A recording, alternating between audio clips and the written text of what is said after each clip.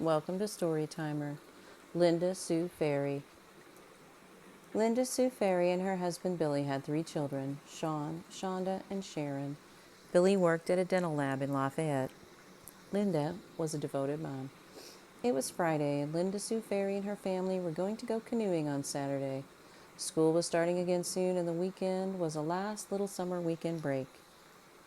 They needed some picnic supplies and snacks for the trip, so on Friday, August 19th, 1977, Linda headed to the grocery store. Indiana has so many creeks and rivers, and canoeing and tubing is a wonderful way to spend a summer day cooling off. Sandbars in a creek can be like a mini Daytona Beach in Indiana in August. The Ferry family lived in Mulberry, Indiana. It's a small town between Frankfort and Lafayette.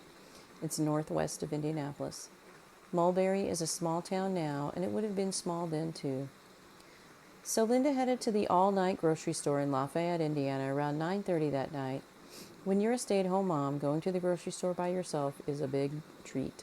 She's probably trying to think of all the things they will need for the canoeing and picnic trip tomorrow. It was a warm summer night. She might have had the radio up and the windows down. It should have been the start of a great weekend. Linda didn't make it home on time. Hours ticked by. Night turned into morning. Understandably, her husband and family were beside themselves. This was not normal. Something bad had happened.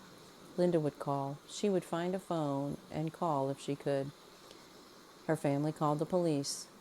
Saturday and Sunday passed without word from Linda. Her family and friends searched but had no luck locating Linda or her car. Employees at a business, it's referred to as a firm, it's not named, but I wonder if it's a law office building, in Lafayette, had noticed the smell of decay coming from a strange car in their parking lot. The car had been parked there for a few days. They called the police. Linda was found strangled and locked in the trunk of her car on Wednesday, August 24th, 1977. She was partially clothed and face down.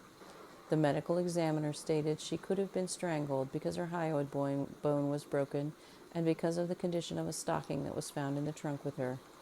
Her death certificate lists undetermined as the cause of death, however. She was markedly decomposed due to the heat and humidity of the Indiana summer. No groceries were found in the car or a receipt, so police doubt that she even made it to the store that Friday night.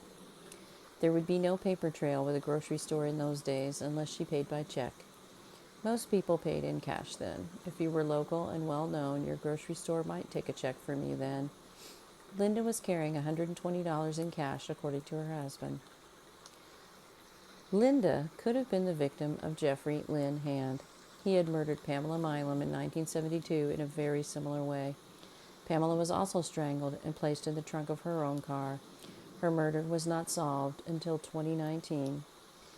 Jeffrey Hand had been freed from a mental institution in mid-August of 1976. He had been confined to the state hospital since 1973 after abducting a couple and murdering the husband. Jeffrey Lynn Hand would be killed later by police attempting to abduct a woman from a Kokomo shopping mall in 1978. Stephen Timothy Judy could also be a suspect. He might have been free at this time. He was in and out of jail for lots of different things, so determining whether he was free or not is a little difficult. He wouldn't be caught for the murder of Terry Chastain and her children until April of 1979.